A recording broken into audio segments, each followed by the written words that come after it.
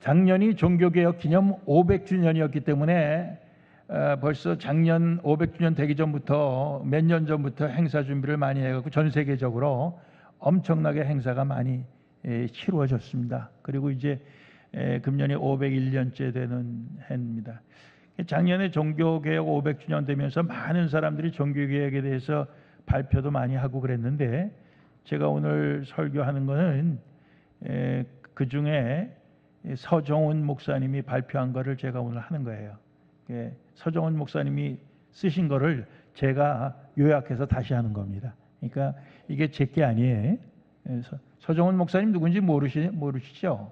일부 예배 나오시는 우리 교인이신데, 한국에 제가 나온 장로신학대학 명예 총장이십니다. 그리고 여기에 우리 교단 총장도 하셨어요. 신학교 총장도 하시고 선교학 교수셨기 때문에 전 세계에 흩어져 있는 통합적 선교사들의 또 스승이 되십니다. 이분이 종교개혁에 대한 그 하나의 글을 쓰셔서 제자들에게 여러 번 발표하셨는데, 제가 들은 것만 해도 3번이에요. 그래서 오늘 그것을 여러분들에게 소개하겠습니다. 종교개혁에 어떻게 나오게 됐냐, 배경은 사실은 사도행전에 나오는 초기 기독교회는 굉장히 순수하고 또 생동감이 넘치고 또 세상을 복음의 빛으로 변혁시키는 그런 힘이 있었습니다. 그러나 그러한 시기가 지나고 로마 제국의 옹호를 받고 또 정치권과 교회가 서로 손을 잡으면서 교회가 지도층부터 타락하게 되었어요. 부당한 특권은 신앙을 타락시킨다라는 말이 있는데, 그 말대로 교회의 위치가 땅, 재산, 권력, 명성을 갖게 되면서 교황, 또 주교, 신부들의 자기들 위주의 교리를 만들고 또 자기들이 가진 그 권세와 또 부를 유지하려고 했습니다. 그래서 그런 시대를 일컬어 암흑시대라 이렇게 부를 정도였습니다. 그래서 종교개혁이 나오게 된 거예요. 종교개혁이라고 하는 건 영어로 하면 Reformation 또는 Revolution 이런 말을 쓰는데, Reformation은 다시 형성한다, 다시 만든다. Revolution은 다시 돌린다, 이런 말이에요. 그러니까 원래 것이 있었는데 거기에서 많이 떠나게 되었고 변질되었기 때문에 그 원래의 것을 회복하자는 그런 운동이 종교개혁입니다. 그래서 본래 초기 교회의 그 복음에 대한 열정과 또 예수님이 주신 그 복음의 명령에 대해서 절대적으로 순종하던 그런 신앙과 그런 삶으로 돌아가자는 거거든요. 그래서 우리도 오늘 종교개혁을 통해서 그런 마음의 자세를 갖고 그런 결단을 새롭게 해야 되는데, 그 복음의 명령에 대해서 우리가 순종하려고 하는 그런 결단이 있어야 되는 거예요. 복음이 우리에게 주는 명령이라고 하는 것은 우리가 아는 대로 해도 되고 안 해도 되고 하는 게 아니에요. 명령이 주님으로부터 우리에게 떨어지면은 우리는 그것을 해야만 하는 것입니다. 5가지의 명령을 특별히 생각해 보면, 첫 번째는 회개하라 하는 명령입니다. 세례요한도 그렇게 외쳤고, 세례요한이 잡히고 난 다음에 예수님도 회개하라, 천국이 가까웠다 그렇게 말씀하셨어요. 회개라고 하는 건 유턴입니다. 이렇게 좌회전 우회전 살짝 트는 게 아니라 완전히 방향을 뒤집는 것입니다. 즉 근본적으로 방향을 다시 잡는 겁니다. 자기 중심에서 하나님 중심으로, 세상 중심에서 하나님 나라 중심으로 유턴을 하는 것입니다. 교회를 오래 다녀도 이런 유턴의 회개가 없이 그저 살짝 살다 보면은 끝내 우리는 진리에 이를 수도 없고 또 구원에 이를 수도 없는 것이기 때문에 이 회개하라는 명령, 오늘 우리가 종교개혁을 맞이해서 우리가 첫 번째로 그 명령에 우리는 귀 기울여야 됩니다. 두 번째는 복음을 믿으라는 명령입니다. 믿는다는 것은 지적으로 인정하는 것을 넘어서서 의지적으로 신뢰하는 것을 얘기합니다. 우리의 의지로 신뢰, trust, 그게 믿는 거예요. 많은 사람들이 복음, 또 예수 그리스도의 그 희생, 이런 모든 것에 대해서 반의하기도 하고, 또 때로는 그것을 에이하고 불신하기도 하고 그렇습니다. 그렇지만 우리가 거기에 대해서 정말 믿고 또 신뢰하고 또 우리가 거기서 확신을 가져야 되는 것이 우리 필요한 것입니다. 그런 명령, 복음을 믿으라. 세 번째는 나를 따르라는 예수님의 초청입니다. 우리는 매일 자기를 부인하고 자기 십자가를 지고 주님을 따라야 되는 그런 요구를 받고 있습니다. 오늘 우리가 성경 본문 가운데도 베드로에게 나를 따르라, 나를 따르라 계속해서 말씀하셔요. 저 요한은 어떻게 되겠습니까? 그가 어찌 됐는지 상관하지 말고 너는 나를 따르라. 우리는 자꾸만 다른 사람들은 어찌 되겠느냐 이렇게 얘기해갖고 우리는 핑계거리를, 따르지 않아도 될 핑계거리를 찾습니다. 요즘 세상 사람에 주님 따르는 사람이 어디 있습니까? 요즘 예수 믿는다고 하지만 주님 따르는 사람이 어디 있습니까? 나도 안 따르겠습니다. 그 핑계거리를 찾아요. 그럴 때 우리 다른 사람은 상관하지 말고 너는 나를 따르라. 주님과 우리의 관계, 1대1의 관계 속에서 우리는 주님을 따르는 그 명령에 대해서 우리는 응답해야 됩니다. 네 번째는 사랑하라 하는 명령입니다. 주님께서 우리를 사랑하신 것처럼 우리도 서로 사랑하라 이렇게 명령하십니다.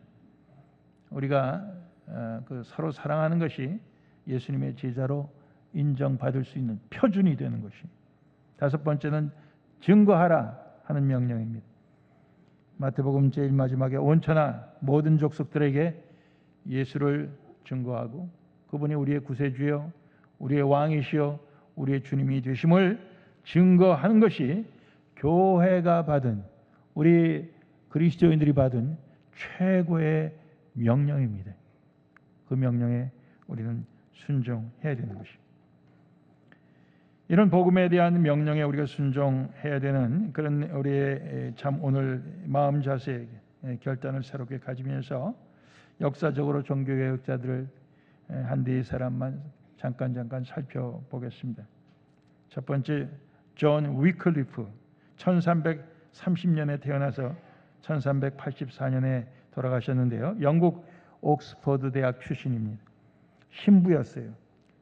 성경이 신앙과 생활의 유일한 권위가 된다 이렇게 주장했습니다. 그 당시만 해도 성경과 동등하게 교황의 권위, 교회의 전통, 뭐 여러 가지 잡다한 거를 성경하고 같이 놓고 이 로마 천주교회가 그렇게 가르쳤습니다. 그렇지만 위클리프가 그가 아니다. 성경의 권위가 제일이다 이렇게 얘기했어요. 그리고 그는 그 당시에 라틴어 성경밖에 없었어요. 영어 성경이 없었어요. 그는 라틴어 성경을 영어 성경으로 번역을 했어요. 그래갖고 라틴어를 모르는 평민들에게도 성경을 읽을 수 있도록 해줬어요. 교황의 부패된 것을 지적하고 성찬에 있어 화채설을 부정하고 그렇게 했습니다. 그리고 그가 1384년에 죽었는데 지금 보는 게 이제 위클리프하고 그 옆에 그가 번역한 영어 성경이에요. 그가 죽은 지 31년 후에 즉 1415년 독일의 컨스탄츠 의회라고 하는 종교회의에서 그가 이단으로 정죄됩니다. 죽은 지 31년 후에. 그래서 그 이단으로 정죄된 그 죄값으로 그의 무덤이 파헤쳐지고 그의 시신을 끄집어내서 화장한 후에 재와 또 그 재에 섞인 주변의 흙을 다 그 옆에 강에, 스위프트 강이라고 하는 그 강에다 버리게 됩니다. 이제 지금 부관 잠시라고 그래갖고 이 무덤에서 다시 그의 시신을 꺼내갖고 이제 화장하는 그런 장면, 그것을 지금 보여주고 있습니다. 존 위클리프 다음에 등장하는 인물이 얀 후스라고, 영어로 하면 존 후스예요. 근데 이제 그 나라 말로 발음할 땐 얀 후스입니다. 1374년에서 태어나서 1415년에 돌아가셨는데 체코 프라하 대학교 총장을 지냈어요. 이 사람도 신부였어요. 이분이 위클리프 영향을 많이 받았어요. 그래서 교황과 교회의 타락을 지적했어요. 그랬을 때 1415년 콘스탄츠 의회에 소환되었어요. 거기서 비난을 받을 때 그는 이렇게 대답을 했어요. 성경으로 증명되지 않는 한 내 주장이 잘못되었다는 비난을 받아들일 수가 없다. 그래서 이단으로 판결받고 화형을 선고받았어요. 그리고 화형을 하기 전에 내가 스스로 이단자임을 자인하면 살려주겠다. 그렇게 말하자 그는 이렇게 대답합니다. 나는 내가 쓰고 가르치고 설교한 복음의 진리 안에서 지금 기꺼이 죽겠다. 그래서 그는 화형을 당해서 그를 태운 재와 흙을 파서 사람들이 라인강에 던져버렸어요.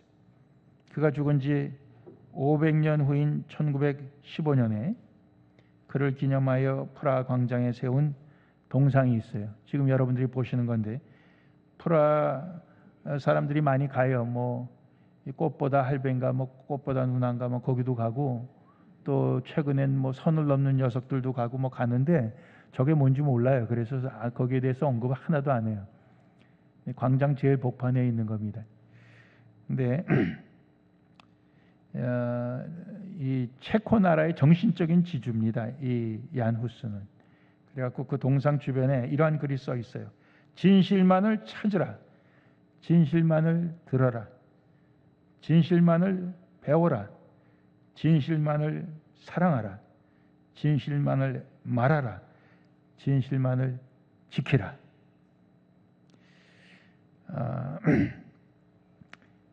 체코말로 얀 후스도 성경을 번역을 했습니다. 체코말로 그의 이름 후스가 거위라는 뜻이래요. 근데 그가 죽으면서 이런 말을 했다고 합니다. 거위가 죽으면 100년 후엔 백조가 나타날 것이다. 그래서 그 다음에 등장하는 인물이 마르틴 루터입니다. 1483년에 태어나고 1546년에 돌아가셨는데 거위가 타서, 즉 얀 후스가 죽은 지, 거위가 타서 검게 죽은 지 102년이 되던 해 1517년 501년 전이죠. 10월 31일 독일의 비텐베르그라고 하는 곳에 백조가 나타난 겁니다. 마르틴 루터의 신학교 교수이며 젊은 신부였어요. 교황과 교회의 여러 가지 문제들을 토론하자며 95개의 조항을 교회 문에 붙였습니다. 이 일이 종교개혁의 본격적인 발단이 됩니다. 그래서 우리가 그 전에 종교개혁자들도 있었지만은 이 마틴 루터가 1517년 10월 마지막 날 95개 조항, 그 당시 교황과 교회에 대해서 반박문을 붙인 날을 기념해 갖고 지금 종교개혁주의를 501주년 이렇게 하는 거예요. 그러나 루터는 후스가 없이는 나올 수가 없었어요. 그 전에 후스는 또 위클리프가 없이는 나올 수가 없었습니다. 루터는 1521년 1월 3일 교회로부터 파문을 당합니다. 그리고 그 같은 해 4월 17일 웜스 의회에 소환돼요. 독일어로는 보름스 회의라고 그러는데요. 소환되어서 그가 한 교회에 대한 모든 비판적 주장들을 철회하도록 강요와 위협을 받았어요. 만약 여기에 대해서 불복하면 후스처럼 화형을 당할 수도 있었어요. 그러나 그는 담대하게 후스처럼 대답했습니다. 그리고 이렇게 기도했습니다. 제가 여기 있나이다. 저는 달리할 수 없습니다. 하나님이여 저를 도와주소서. 독일말로 했지만 영어로 한번 해봅니다. Here I stand. I cannot do otherwise. Help me, God. 이렇게 말했습니다. 그 후 이 생명의 위협을 많이 받았죠. 그래서 그를 보호한 사람이 있어요. 삭손 지역의 선제후 영주지요. 프레드릭이라는 사람이에요. 그 사람이 마틴 루터를 몰래 숨겨서 발트부르크 성이라고 하는 곳에 그를 피신시킵니다. 그러니까 그 성에서 10주 만에 독일어로 신약 성경을 번역을 해요. 그 당시 인쇄술이 많이 발달했기 때문에 삽시간에 독일어 성경이 퍼집니다. 그래서 약 1400~1500년 동안 자기 말로 성경을 읽지 못했던 평민들에게 결국 성경이 읽혀지는 거예요. 그래서 그들이 성경을 알면서 그 당시 교회의 잘못된 문제가 무엇인지 깨닫게 되고 또 신앙의 자유가 얼마나 소중한 것인지를 깨닫게 되면서 이들이 다 개혁 운동의 지지자가 되는 것입니다. 이 마틴 루터가 성경을 번역하고 200년이 지난 후에 시인 괴테가 이 성경을 번역한 발트부르크 성에 와서 이런 글을 썼다고 합니다.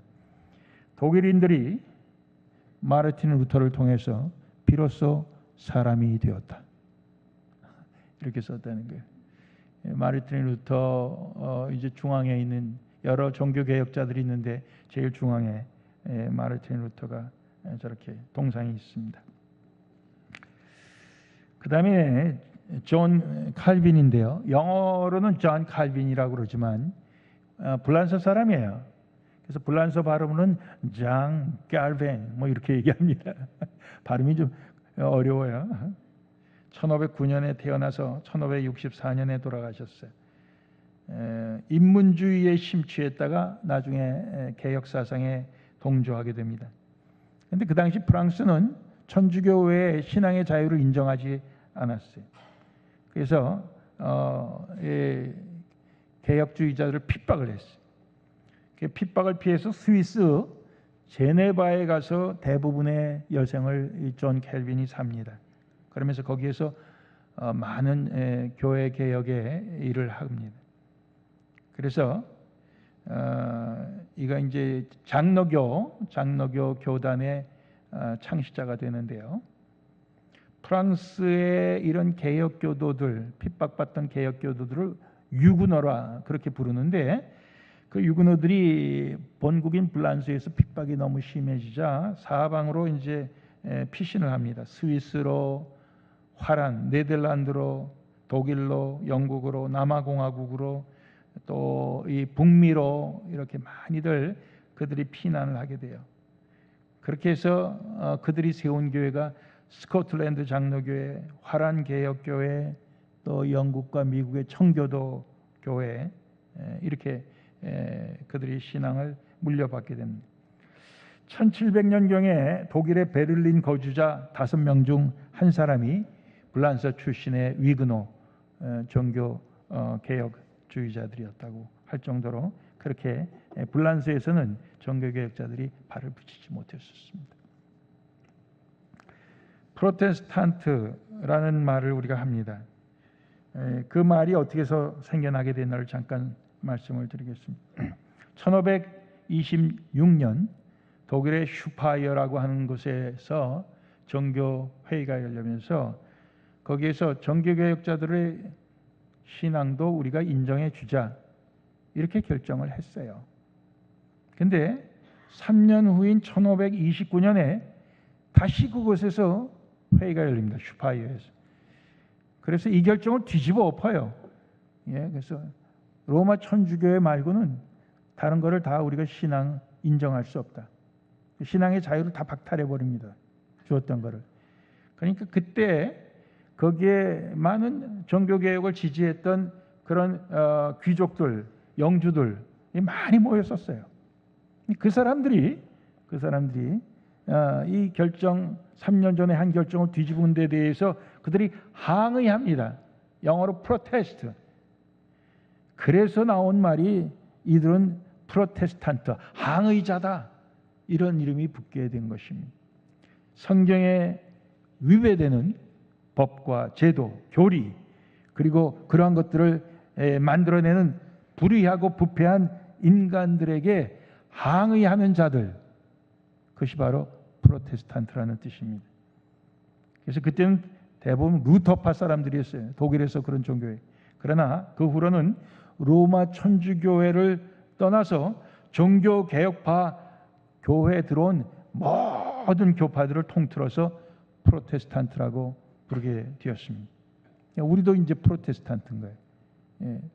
로마 천주교 말고 그건 구교라고 우리는 신교라고 하는데 우리를 영어로 얘기하면 프로테스탄트, 항의자라 이런 얘기예요. 모든 잘못된 교리, 잘못된 제도, 그런 것에 대해서 우리는 항의하는 자들이다, 그런 뜻을 갖고 있어요. 개혁자들이 불의한 권력자들에 대해서 일관된 항의, 일관된 불복종을 한 것은 사실은 성경에 대해 복종한 것이에요. 이것은 뭘 말해주냐? 그들에게 있어서는 성경이 신앙과 생활에 유일하고도 최고의 권위를 가진다는 그런 자기들의 신념이에요. 여기에서 우리는 예배에 대한 이야기를 할 수가 있습니다. 설교자, 예배에 설교자가 있는데, 설교자는 그러므로 성경을 올바로 선포해야 되고 가르쳐야 되고, 그리고 자신이 선포하고 자신이 가르친 그 성경을 자기도 그와 같이 살고 또 그와 같이 되도록 전력을 다해야 하는 것입니다.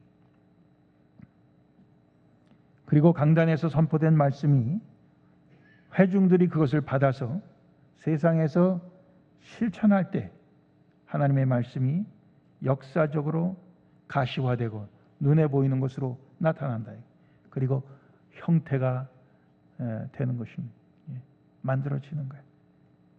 그래서 설교와 예배는 설교자와 그것을 듣는 회중이 함께 교회 안과 교회 밖에서 실현하는 복음 선포요, 순종 의식이요, 또 산 제사가 된다는 것입니다.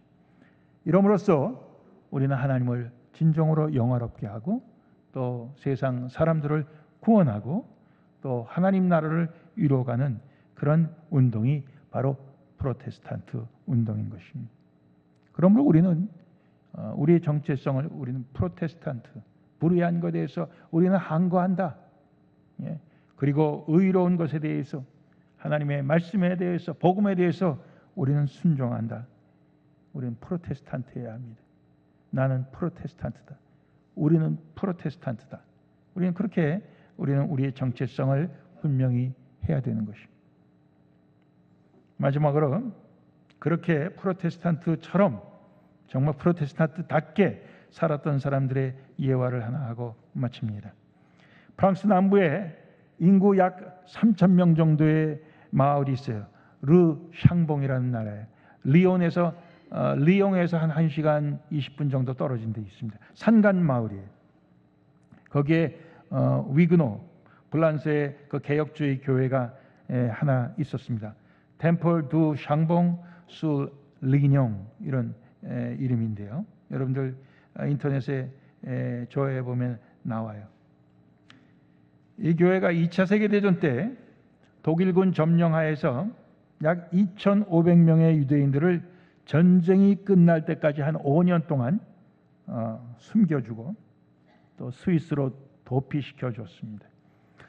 서 목사님이 저한테 말씀하실 때 2,500명으로 되어 있는데 제가 인터넷 찾아보니까 5,000명으로 나와요. 또 그러니까 숨겨준 사람도 있고 그 다음에 도피시켜준 사람까지 다 하면 한 5,000명 되는 것 같아요. 근데 그 당시에 불란서에서 유대인들을 잡아갖고 이 독일군들이 하는 그 수용소에 보낸 사람이 약 8만 명이랍니다.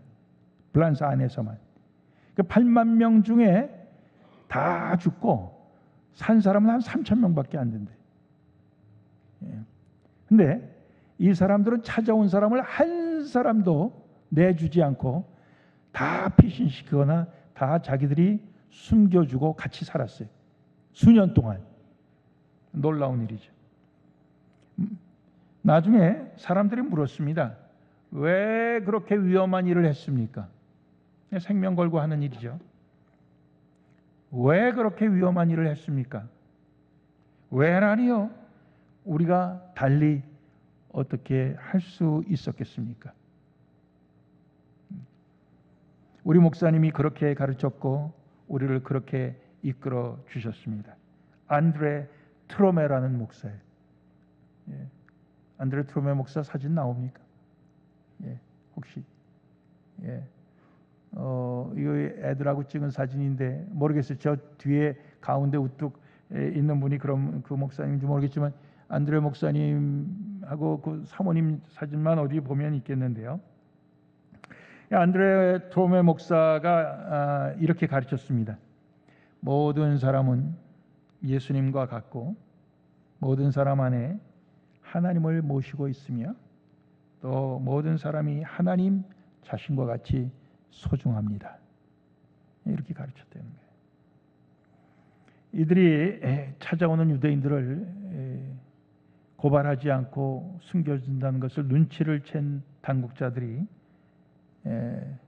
버스를 갖고 와서 어디에 숨겨든지 말해라. 그 이름을 대라. 차에다 태워갖고 가려고 그러는 거죠. 근데 거기에 대해서 이렇게 대답했습니다. 안드레 트로메 목사님. 이 사람들이 이 지역의 개혁교회의 도움과 보호를 받기 위해 여기까지 왔다. 나는 그들의 목사이고 그들의 목자이다.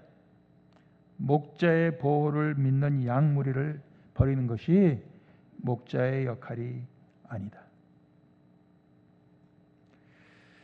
그들이 그렇게 많은 유대인들을 참 위험을 무릅쓰고 수년 동안 먹이고 재워주고 어린애들은 교육까지 시켜주면서 그렇게 했던 것은 정치 활동이나 저항 운동으로 한 것이 결코 아니고 성경 말씀에 일상적으로 또한 단순히 순종한 것뿐이라고 하였습니다.